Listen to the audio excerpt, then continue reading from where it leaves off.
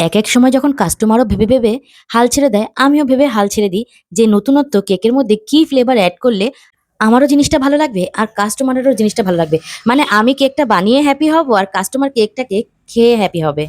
Customer আর আমার দুজনের চিন্তাই কেকের উপরে উতরে দিলাম। কাস্টমারের পছন্দ ছিল চকলেট ফ্লেভার আর আমি তাকে সাজেস্ট করেছিলাম একবার হলো ক্রিম চিজ এই ফ্লেভারটা ট্রাই করে দেখ।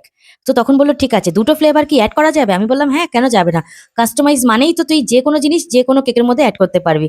তো যেই ভাবনা সেই কাজ, এই কেকটা চকলেট আর ক্রিম চিজ ফ্লেভার দুটোই অ্যাড করে করা হলো। আর কাস্টমারের ইচ্ছা ছিল এই রকম ধরনের রোজগুলো আমি কেকের উপরে লাগাবো। তো আমাকে ও চুজ করে এনে দিয়েছিল। এই দায়িত্বটা কাস্টমার নিজেই নিয়েছিল, রোজ আনার দায়িত্ব আমি আর নিইনি।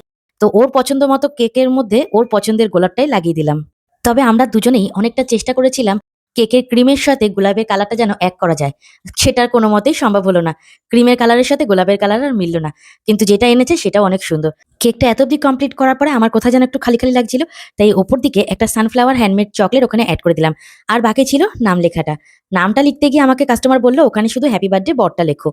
তো ফাইনাল ডেকোরেশনটা দেখে তোমরাই এবার কমেন্ট করে জানিও কেকটা কতটা ভালো লাগলো। দেখা হবে নেক্সট কোনো ভিডিও নিয়ে খুব তাড়াতাড়ি তোমাদের সাথে। ভালো থেকো, সাবধানে থেকো। হর হর মহাদেব।